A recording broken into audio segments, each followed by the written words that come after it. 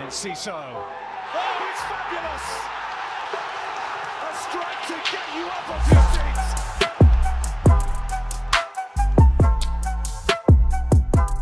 Hello and welcome to Seagulls Social. This is the West Ham at home match reaction. And boys, it is a good day to be a Brighton fan because we finally won.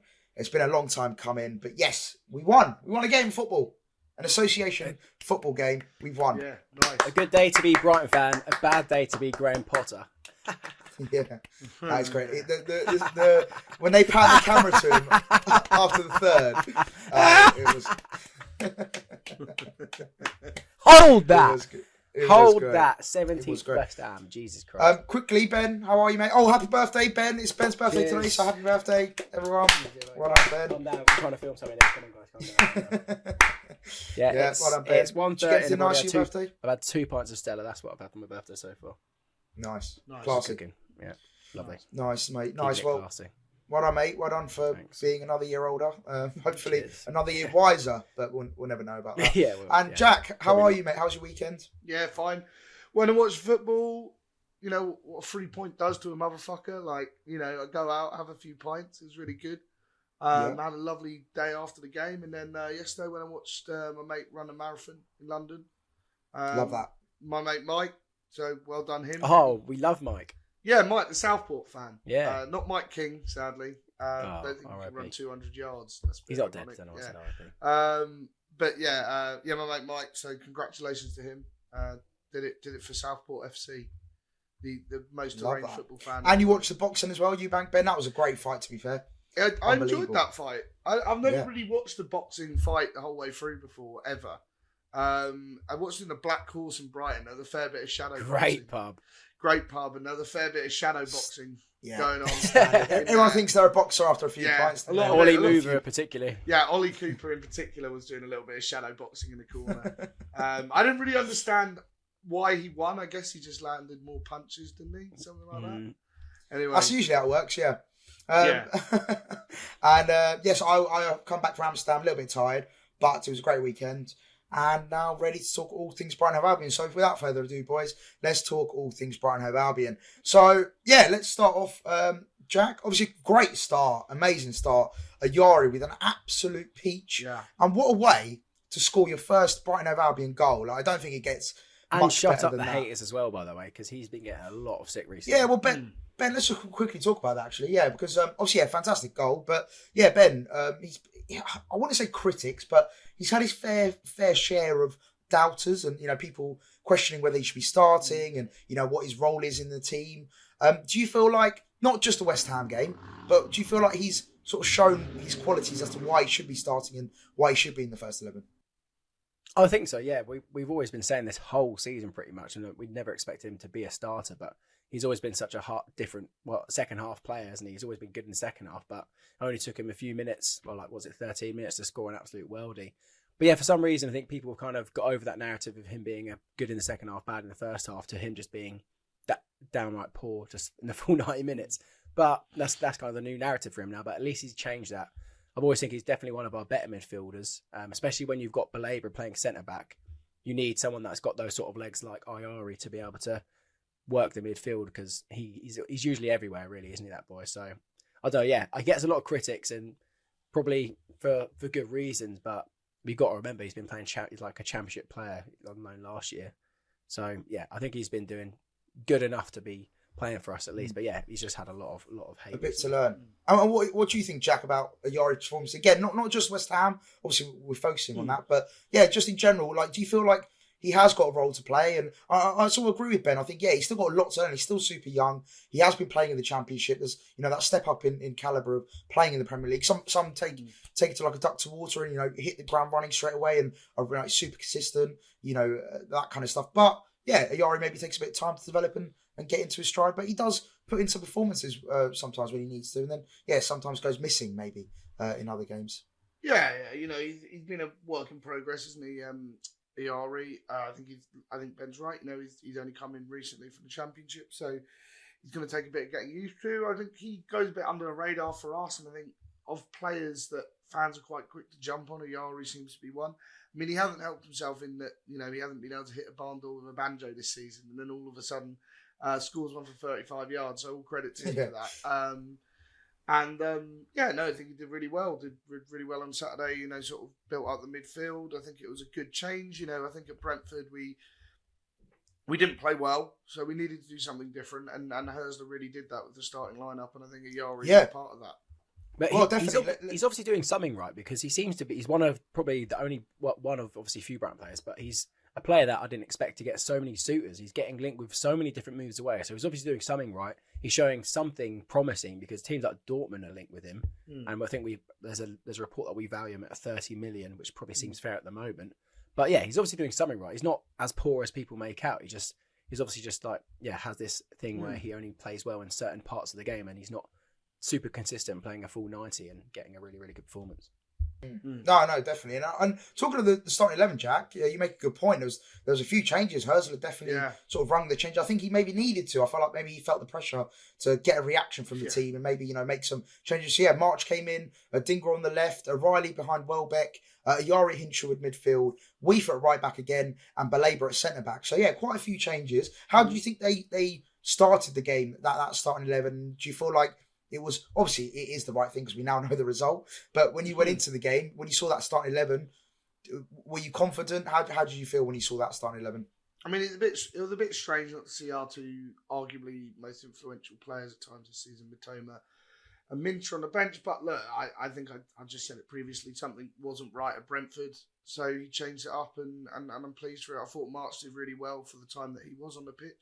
60 minutes, worked really hard, showed why he is good. Maybe he lacks a little bit of pace that he used to have, but still did really, really well for me. So all credit to Herzler. Was it his first start in 530 something games?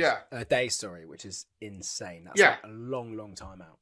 So that was really good to see. And I think he had a little bit of an influence. He looked like he worked hard. He was keeping their fullbacks busy a lot of the time, and considering he was up against, arguably, one of the fullbacks is Wan-Bissaka, and the left back, I can't remember his name, but he was quite decent. So he gave them a good run for them. Emerson's been probably one of West Ham's best players this year. Yeah, Emerson. So he did pretty decent. So I was pleased with the changes actually. Yeah, it's interesting to say he's done well though, because I heard a couple of people say that he obviously didn't look too sharp. I think that maybe it's just they were just blinded by a couple of mistakes he made. Yeah, and I think I didn't think Dingra had the best game. I think that was probably the wrong decision to start him, but. He brought on Mitoma and Minter late on, and it was an interesting sort of change. Can we, change those two around and you have them running at them for 30 minutes at full pelt? And maybe it worked a bit in a way, but it was an interesting change, and I still think Dingra has to do a lot more for me for him to be starting more games, but he did okay. I think also as well off the back of the Mitoma injury that he suffered, I think maybe he was trying to keep him fresh and try and give the other players in the squad a few minutes as well and see what they can do. Because Jack, talking about substitutions, I wanted to get into it later, but you brought it up now, so I'll bring it up now. But we've said it all season long, haven't we? We felt like off the bench we've not had the impact we've wanted, and granted, Mitoma and Minter are starters coming off the bench, so it's a little bit different. But Gruder, and I know that the second assist is very questionable. What an assist, that second one. Yeah. Well, like on paper it's an assist, but it's not really an assist. However, he obviously got the assist for the Mitoma goal, the second goal. And he was one of the subs that came on and made a difference alongside, like you say, Mitoma and Minter. So, you got to give credit to Herzler for making the subs, number one, and also credit to the players that came on and made a difference. Mitoma, Minter and Gruder, even Gomez was involved in the build up to the third goal, putting the cross in. I know, again, it was a bit, convoluted in terms of, Baleba basically just striking it from 35 yards, but all involved. So, really good season event, seeing these players coming off the bench and actually making an impact for once, which is nice. Especially Gruder, someone that we thought was going to have this sort of impact off the bench for the whole season. We haven't really seen too much from him, obviously, have we? So it's nice to see him get. I know it's 2 assists, but on paper that looks a lot better than 1. And hopefully those assists will do him some favours, because there is a player there for sure. It's just we have so many unbelievable players in attack that it's so difficult for him to get time and consistent time starting. So the fact he's made an impact off the bench, hopefully he can make many more, because we said it last week, kind of joked about it being over. Bournemouth dropped points. Fulham, yes, they came back against Southampton, which is a bit disappointing, but the fact we've got these 3 points, it keeps the European hopes alive, and hopefully these players Well, keep having impacts. Unless Palace so win back the FA Cup. If Palace win the FA Cup, it is just no, City. the City, worst. okay, yeah, we actually do need to talk about it eventually, but yeah, City will Yeah. surely. I know, although Palace are City's bogey team. Wait, Well, they beat him 5-2 last they game. are. But they could have easily gone 3-0 up as they had that chance, didn't he? And then they just went tits up from there. But anyway, enough about Palace. We don't want to talk about Palace. Yeah, we don't can't want to talk about them getting right to the now. final. Yeah, That's we'll ridiculous. talk about them later. But anyway, right. So yeah, It gives me even more reason to hate Villa, because I hate Villa. It's like Palace, Chelsea, Villa just behind them for me. I hate Villa for some reason, and the fact that they couldn't beat Palace, they lost. And they got cooked as well. Yeah. They got cooked by Palace. Yeah, How? not good. Not How good. could- But anyway, we got a result, which was great. So yeah, 1-0 up. I wanted to talk about the chance just before half time, which actually got ruled out for offside with the UEFA. Well, Yeah. Dinger ended up putting it in. That could have been a big moment, couldn't it? Sort of like, do you know what I sort of felt like though? I was like, do you know what? Maybe it was a blessing, now in hindsight, because when we go 2-0 up against teams, we usually fuck it up. So actually, maybe it was actually a blessing in disguise. But yeah, UEFA marginally offside, to be fair to him, marginally offside. Then he took the touch, and then Dinger ended up putting it away. But yeah, Jack, did you feel at that point in the game, obviously very close to half time, being 1-0 up, was it that nervousness there in terms of okay, it's only 1-0, Palace, West Ham can come back into it, and yeah, how did you feel at the time of that second goal being chalked off? Yeah, no, it's disappointing. I thought it's disappointing to have it chalked off, but I did feel like we were in the balance a little bit, and I mean, straight after half time we found out. But yeah, I didn't feel like we were quite put our foothold in the game, despite having a lot of possession, and we were doing a lot of keeping the ball and not really doing anything with it again. So it was a shame to not go in more goals up, and I think that would have put us on a really good platform. And it did suddenly become very nervous as we went into the half-time break. Verbruggen, for all the criticism I've given him recently, fantastic save just before half-time. Yeah, tip on the bar, that was a great save. Onto the crossbar, so let down by the second half one, which we'll obviously get onto, which is probably one of the most bizarre goals we've considered at the Amex, I feel like. Yeah. Well, let's talk about it. Yeah, it brings one nicely to that, to be honest. So, yeah, Kudus, Bowen involved. Did we talk again. about Weefa's header? Like, was that after? I can't remember if that was after. That was after we conceded. Yeah. Okay, we'll do that later. Okay, sorry. Yeah. So, let's talk about the equaliser, because, it was disappointing. I mean, it's just, do you know what it is? It's bad defending, right? But it's just too easy. It's just too easy. Like, Bowen just had so much time, so much space. He could just, pick his pass as easily as he wanted to. And then, the goalkeeping error. Our players were stuck in the mud, though. Like, it looked like they were Subbuteo players that couldn't move. Like, Hinshelwood, I think, was at O'Reilly as well. The ball just rolled between, half a foot between O'Reilly and Hinshelwood, potentially. Or maybe it was Dunk. And the ball managed to go through both of them without any of them putting a foot on it. Well, how does that even happen? That was the thing for me. When I saw it, it was like, Weefa, Hinshelwood and Duncan. I was like, why is not one of the three, made an attempt, or just, shown a bit of... The ball wasn't even fast along the box. It was almost like my nan had whipped the ball in. It was just rolling across them, like in slow motion, and no one kicked it out. I could not believe it. And then you see it go through Verbruggen's legs, and he does a roly-poly. I'm like, what have I just watched? Don't do a roly-poly. Why are you doing a roly-poly? You just conceded. It was calamity, wasn't it? It was a really poor goal. Such a bright goal to concede. Yeah, it was, I don't want to be too much of a negative because we won, and that's all that really matters at the end of the day. But of course, some of the defending on show yesterday was appalling, and I think that was appalling for that goal. Everyone's static. Kudus just nips in behind, and people sort of running after the ball rather than actually defending, their space. So yeah, it's really poor. I'm not sure what Verbruggen was doing. I don't think he could have done a lot about it, to be honest. I mean, it just sort of went between his legs. I don't really know what he was trying to do. Ben doesn't agree with that. I don't know whether he was trying to. It looks like it was a pass back to him, and he's just gone through his arms and through his. Yeah, leg. I'm not really sure. I feel like that is his mistake more than anything. I feel like he just should have. I don't know. It went through his legs, so you're never going to be happy with that. But yeah, I don't know. I just thought Verbruggen was poor on slightly poor on that goal, but I'm not sure how much he could have done about it. the end of the day, the ball should have never got The build, to yeah. position. No, 100%, yeah. No, I think that for me is the most frustrating thing. Seeing how easy it was for Bowen to just go through, pick his pass, and then for three defenders not being able to really do much about it. For then, and it just shows that I think Kudus just wanted it more. He got there at first. He nipped in and he's put it through Verbruggen's legs, and it was just it was a frustrating goal, wasn't it? I've just seen a very funny stat. Sorry, in the last 10 games, right? Or maybe sorry, Kudus' last 9 games. Yeah, last 9 games. He's only scored 1 in the league, which is against us, and his other goal was for Ghana against Madagascar. Oh, great company, Madagascar and Brighton. And before then, he hadn't scored for he hadn't scored since December 21st against us. Good. Good. That was his first Premier League goal since he scored against us. Yeah, in December. Yeah. Oh my God. Great. That is just, Dr. Brighton at your service. We won, but Dr. Brighton still turned up. Yeah, but so obviously that goal going in doesn't do, and like you said, Jack, so soon after half time as well. It must be so deflating for the team. I do think sometimes I'm just like, what is Hurstler saying to them at half time? Go out and play shit, like for the first 10 minutes. That's what. And look, I don't want to moan too much because we obviously won, but that's like some of the half time reactions are terrible at the moment. Like it's West Ham, that was Brentford, that was a terrible half-time reaction. Palace, we didn't really come out well. So, we need to improve on that. But like I said, it's all about turning it around. And we might have come out very early and played like shit. But at least, we turned it around in the end, and credit goes to Hurstler for that.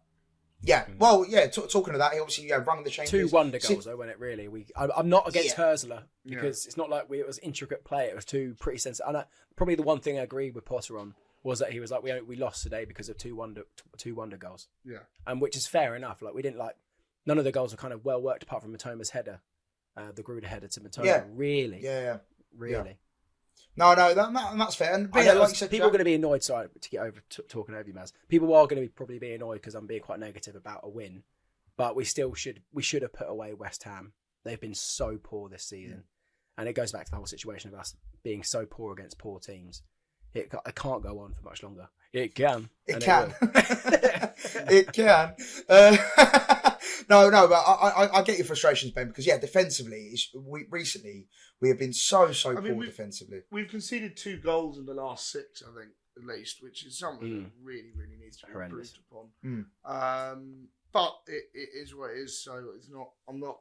Like I said, if we can, because at the end of the day, I do think a lot of the defending is down to personnel. Like we have got a lot of square pegs and round holes to the point where 2 of the players who were playing in that back 4 aren't natural defenders. So I have all sympathy with that.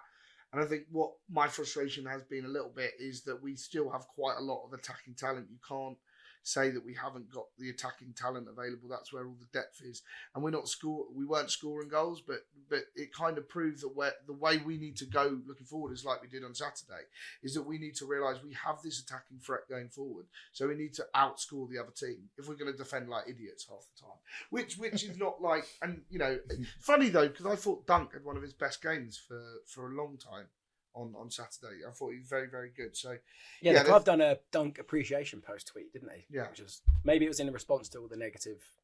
Yeah, and he has been in bad form. I think even he would accept that. But he was fantastic on Saturday.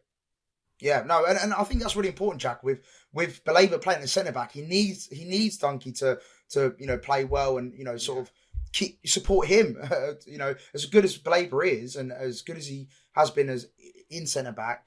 He does need that Dunkey to be alongside him and show that. And it was great to see the response from him, like you say, Jack, for him to get a good performance under his belt and hopefully take that now into the last, 3 or 4 games that we've got left. Hopefully, if we can secure 8th, that'd be amazing. And hopefully secure Conference League football as well, if obviously depending on the FA Cup. But obviously, is that right, made some changes. If Palace win it, surely that doesn't affect us. Yeah, it does. It does. Oh God, that would be the worst. Imagine we qualify and then they win the FA Cup. No, that's what I mean.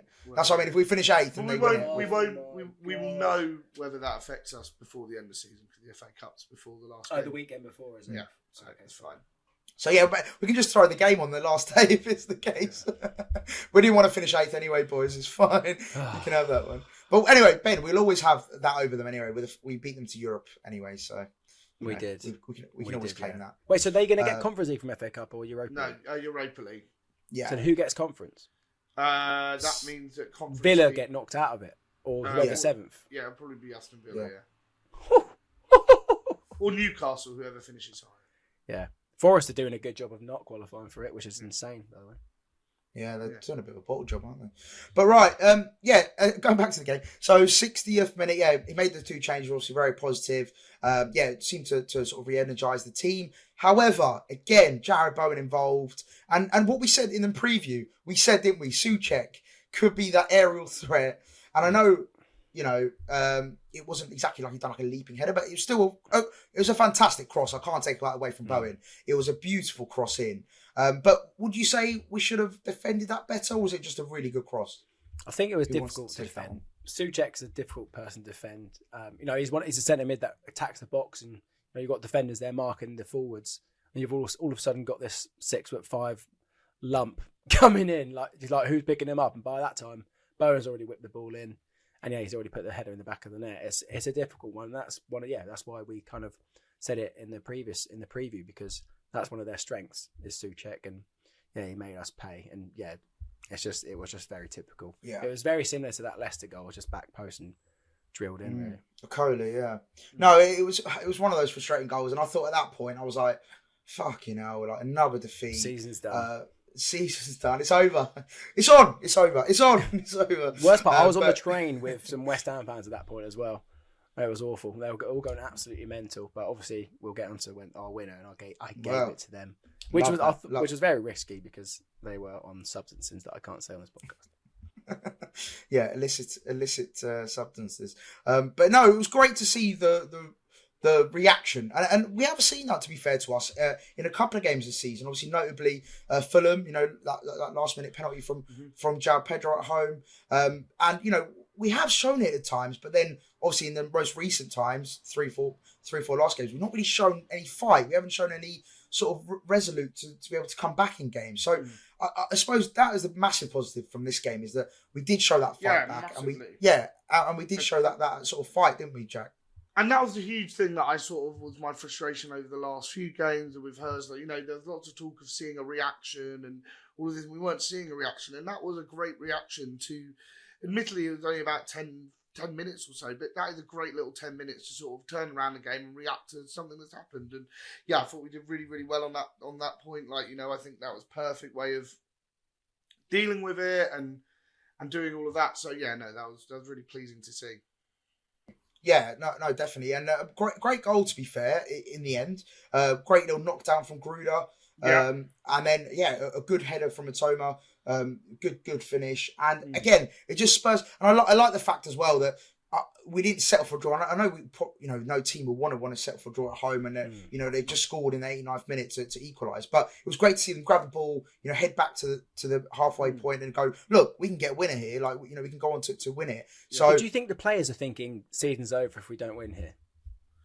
I don't know. I think it's so tight around that area that it can change sort of on that base. But the players want to win every game. They want to give themselves the best opportunity to qualify for Europe. So they're gonna carry. I think we saw that reaction with the goal, with the third one. We saw like Dunkey jumping in the crowd, the relief, the whole team. Yeah, the crowd going mental. And I think the whole club, shows how much it means to us just to win. Because people can down tools. You've seen a few teams downing tools, as you mentioned, Ben.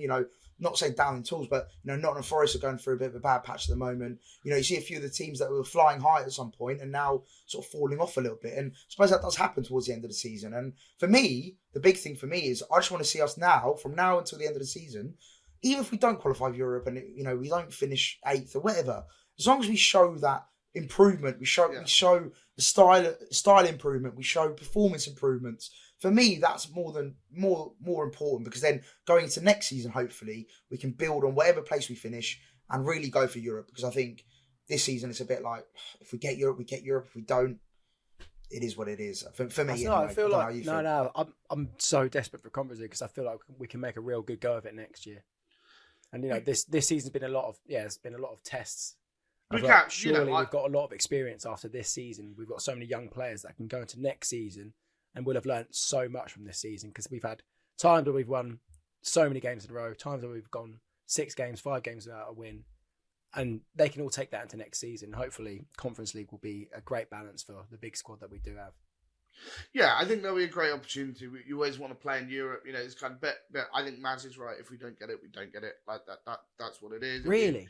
It'll be. Yeah, we'll lose some of the big players. Matoma wants to play European football. These players want to play European football. We're going to lose Matoma no matter what. Yeah. Like, I don't think. Though? What, do you think Conference League is going to secure Matoma? I think so. No, definitely not. Matoma's not going this summer. I don't think Matoma's going this. He hasn't done enough. No, I don't think he does. But I'm not saying. I'm saying I don't think. Oh yeah, because we've got Conference League. Matoma's like, brilliant, like that. I agree. It's better than nothing. I agree with Maz in the sense that if Matoma wants to stay, he will stay. But I don't think it's going to, if he's going to get the opportunity to play, and this is why a lot of this sort of, yes, it'd be great to get Europa League and European football, but if you get a club like Arsenal or Champions League club, Matoma, and he wants to go, Matoma isn't going to want to stay here to play probably even Europa League football. Like, it's going to, Champions League is where the peak is. So I don't think it's necessary to keep all the best players. I don't think, players will be going, maybe Europa League to an extent, but I think if players are going to want to go, they're going to want to go. We had European football for the first time when we had McAllister and Caicedo. And McAllister left us for a Champions League club, didn't want to play in Europe, and Caicedo left us for a club which didn't have Europe. So at the end of the day, money and big clubs is going to tempt these players away. Well, my point is, I just don't think Matoma is going this summer. No, Baleba probably will, but I don't think Matoma will. But yeah, for example, I think if they're the Beliebers suitor, I don't think he's going to stay here if we get Conference League and he gets offered a Champions League club. No, exactly. I agree. I still think Baleba stays, to be honest. I think he's still so young that I think he'll give us another season at least. He's the one that Liverpool, he's made for Liverpool. They missed out on Caicedo. They still need that player. I think that's where they probably go. Yeah, no, look, he's an incredible player. Like Jack says, if he gets offered a Champions League team, he's probably going to go. But I don't know. I still think, regardless of what happens, basically, whatever the outcome, whether it's Europa League, whether it's Conference League or nothing, I don't know. Look, we know what Brighton are like. Every summer we usually lose 1 or 2 key players, and that's just the way the clubs run. That they'd be very open about selling players. Please don't take Lewis Dunk. Please, no, don't do it, please. But like, don't do it, please. If you want to change that mentality, it has to be a whole club shift, and I don't think it's to do with European football. It's to do with there are opportunities, wages, and there's other players who are playing for clubs who are in lesser competitions and have had offers. Newcastle, great example. They didn't get any European football this season, and they probably had offers for people like Bruno Guimaraes and stuff like that. And obviously Newcastle's a bad comparison, but they've got all the money in the world, but they can obviously tempt players to stay. And I think that's where we need to shift our mentality if we are going to be that sort of club which keeps players. It's nothing to do with European football. It's got to be the mentality of, ultimately, it all comes down to wages. Sorry to be a bit negative and get away from the game, but yeah, it's I don't think the European football like changes that kind of mentality. We're always going to be a club. Like I say, when we last got European football, we still lost our 2 best players, so that's not going to change it, in my opinion. No, it's a great debate though. It's a great debate. Also, congrats to McAllister. Speaking of someone that did leave, won the Premier League, which is unbelievable. So that's sick. That was very good. No, class. I'm always happy for McAllister. He left on really good terms. So. Yeah, if there's one ex-player, I'm happy for. One of their best players this season, obviously outside the Egyptian king. He's been unreal for them and scored an absolute belter with his weak foot against Tottenham as well. There you go. Yeah. Right, and then the final part, talk about the game. What a great ending. 92nd minute. And what a goal. I don't know if you saw the picture on Premier League posted where the ball looks like it's going into orbit. And they're like, how has this goal gone in? And what a great goal. Obviously an incredible assist from Gruder. Fair play to him. Had a big part to play in that goal. But no, it was an absolute worldie. And Areola he had no... I don't think many keepers... I don't think many players thought he was going to shoot, to be honest. I don't know if it was a case of West Ham being poor in the press, but I mean, you can't really... Do you find it interesting, though? Because Ayari's goal was literally just like left Areola standing there without diving. I'm pretty sure, right? He didn't dive. He just got caught out completely. And then Baleba's done the exact same thing at the other end of the pitch. Is that something a coach has potentially said? Saying that Areola doesn't really expect long shots and they've both just gone for it for that reason? Otherwise, it's a massive coincidence. Interestingly, Joe Hart was the pundit on Match of the Day. And he did comment that as much as I think he's not being helped by his back line, or the defending players aren't pressing at all. Yeah, they're not pressing. Baleba runs forward, takes a good 2 or 3 strides before he hits that shot. And the only person who decides to break out is Jared Bowen. But then at the same time, I think the goalkeeper has to be further across, I think, for possibly even both goals, but that one. But, it's a great strike, and, Baleba's so used to absolutely twatting it, and it, like, going... going into orbit. Going into orbit, and, he's placed that, he's curled that, and it's beautifully just settled in the bottom corner. And, there was some guy next to me screaming, "Don't shoot," and then all of a sudden he does it, so... That's always great. Yeah, and, I think a lot of the goal, as much as a goalkeeper, as a goalkeeper, you've got to expect your defence to rush out and defend the space and win the ball back. And I thought it was very typical of what we saw a lot from Graham Potter's Brighton sides at time, where, very good attacking football. When it comes to the pragmatism, it's very, very non-existent, very, placid. They're not quite good at digging in, and then also just going very negative, like, earlier than it should have been. Of course, it was a different time, but I think that mentality shift is. I don't think that goal happens under Graham Potter. There's every chance it could have happened under De Zerbi, and I do think there was a sudden mentality shift of, right, we don't need to defend this, and we can actually go on and win games rather than keep the point, and that's all a good way of looking at your mentality. Look, we're here to win games, and I think it goes back to what Ben said. It shows that we've got the ambition to go for Europe, and that's what it is. Like, I do think it's more about the ambition to push up for Europe, but it shows that we're ambitious to win games. We don't want to sit back. We don't want to take the point and move on. We want to win these games, and he's put us in a little bit of an advantage to get that 8th spot now, so which is really, really good.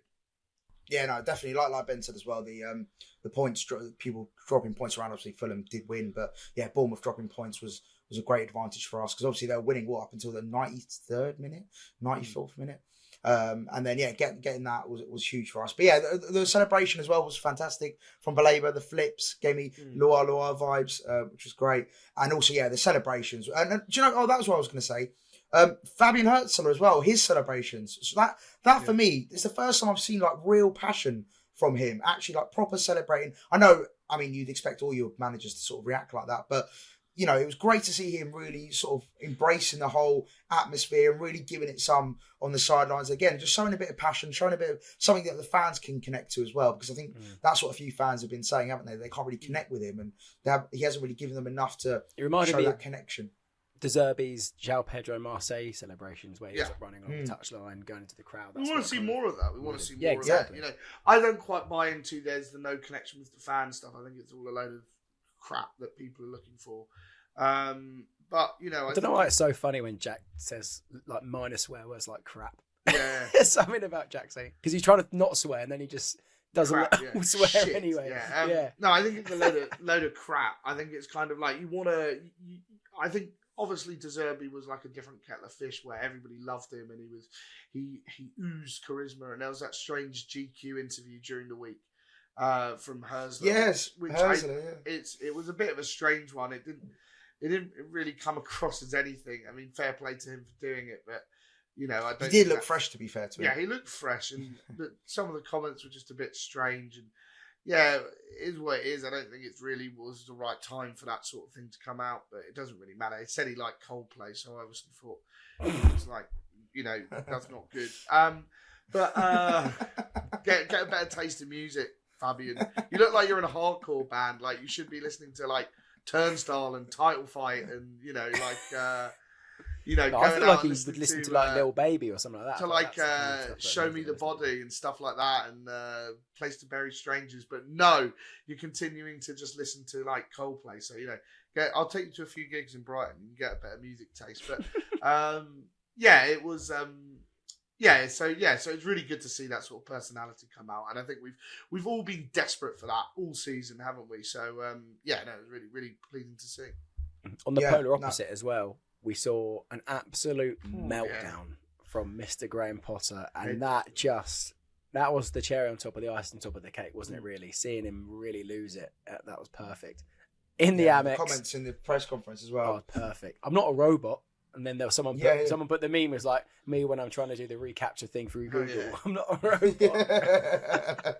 It was quite. He got very rattled, didn't he? It did sort of.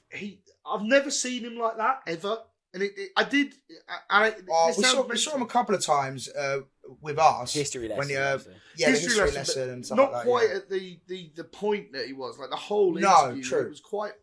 He was quite unpleasant. Like you could see that he really, really had lost his temper. And he was losing his temper at the the reporters a little bit, and it was quite a strange sort of thing. And did I feel a little bit sorry for him? Yeah, I probably did a little bit. I think the pressure of these jobs is really getting to him. I think it more so than rather feeling sorry for him. It does sort of make me realise, and I know, if Potter never left, we never get the Zerbi, we never get Europe, whatever.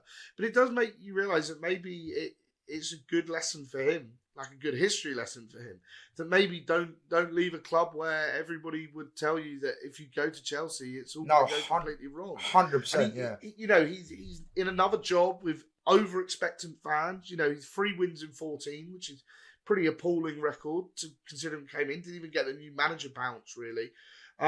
He's sort of come in. You can see he's feeling the pressure of the expectation. He's not quite getting his own way, and yeah, it's definitely like sort of a strange one. It's sort of, you can really see him, frustrated. Yeah, and of course he's frustrated, as he said himself. But yeah, it was quite an interesting like bisection of Graham Potter's sort of current mentality, and it gave a lot of Brighton fans, me included, a lot of satisfaction to sort of see, like, when you are with a group of fans who 20 minutes in a singing "The German's right, we're fucking shite," and get the German on the pitch because of a decision you've made. Like, that's not, a lot's been said about the Brighton fans last week at Brentford booing and then where's your striker gone?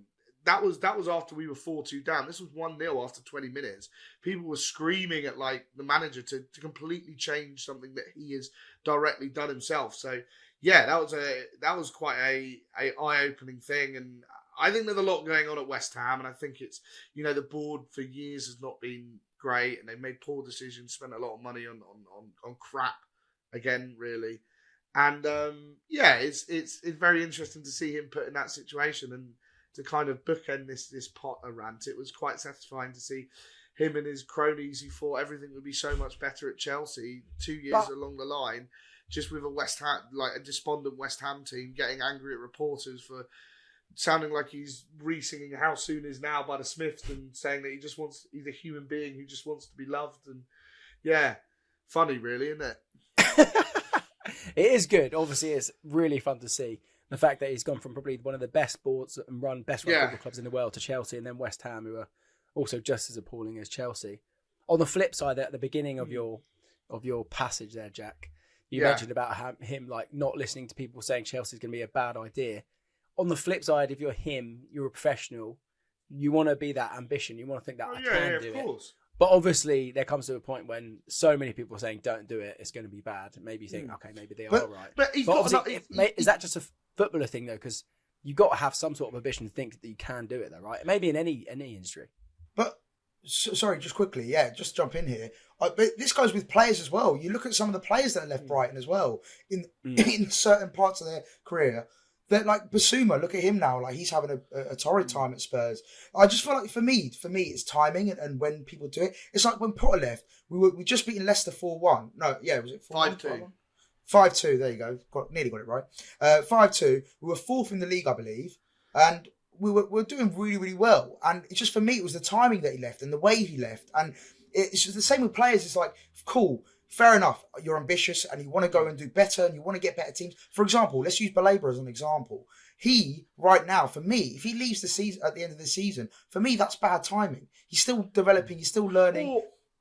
Or the opportunity to go to better clubs. Like, I think the big difference with Potter is I don't think he went to a club in a better position. And I think if Baleba goes to Liverpool, for example, as Ben said, I think that's a great move for him. It's like the Caicedo one. Caicedo going to Liverpool would have been great. It would have been the last piece of the puzzle. They would have done really, really well. And I think Baleba's got to be quite clever with where he goes if he wants to go somewhere, because, you've got to have that right opportunity to play and not to drop down the leagues and just go after money. And, yeah, Manchester United and Tottenham are well down there, and they can probably offer more money than Brighton at the moment. So it'd be interesting to see what happens with those two clubs and buying of players. But yeah, I think it's one of those examples of the grass not always greener if they're giving you more money and the bullshit dreams they're giving you, Todd Bowley. Because his stock was probably, there were talks of him being the best English manager. There were talks of him at the England job, and even after Chelsea had the England job. And you look at it, 2 years later since that sort of, he left Brighton, 2.5 years later. The grass isn't greener. He didn't get the England job. He's stuck at a club which are in perennial crisis and sorting stuff out. And yeah, he just kind of, it's all a bit sad really, isn't it? Once great man to sort of... Hero to zero. And I do, he's obviously a lot richer as a result. And he does look like he just doesn't want to be a football manager anymore, doesn't it? It does sort of seem like he's got his money. Fallen out of love with the game. Yeah, maybe he's fallen out of love with the game, and he had a long break, and he was looking for the right opportunity, and maybe this opportunity isn't the right one as well. And there we go. In a year's time, he'll be doing a rebuilding job in Southampton. So it's that sort of vibe, isn't it? So yeah, it's certainly with a little bit of added bonus satisfaction at the end of the game for me there. A little birdie told me, probably shouldn't say this, but I'm going to say it anyway. Apparently Graham Potter and Bruno West Ham didn't drop them home or something like that. They refused to drop them home or something. They had to make their own way home and get dropped off by... There were lots of West Ham... hear about this. Yeah, there were lots of West Ham staff outside the walking outside the stadium at the end of the game while everyone was having a drink. Why would they not go home with the players? I don't know, but there was a lot of West Ham staff getting a lot of shit from fans walking outside the ground. So that was quite funny to watch, and it was quite funny when a large group of West Ham fans walked past and everybody was singing "The Germans right, you're fucking shite," which had to be probably song of the day. So yeah, it was a very interesting end to the day, wasn't it? So yeah. And just quickly before we go on to any other business that anyone wants to bring up, but just quickly, I wanted to just note as well that obviously on the bench, Lamptey and Veltman were on the bench as well. Yeah. So it's a shame that we weren't, maybe a goal or two up, or we could bring them on and give them a bit of match time. Veltman came on at the end. Did he?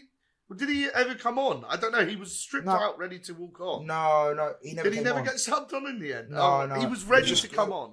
It was just Minter, Matoma, Gruder, and Gomez. So the sub wasn't made. No, he was ready to come on. He was fully standing on the touchline, ready to go after the goal. Well, it's a shame. It's a shame because, getting them some vital minutes back, because, I think Veltman is so key. Again, we talk about how bad our defence is.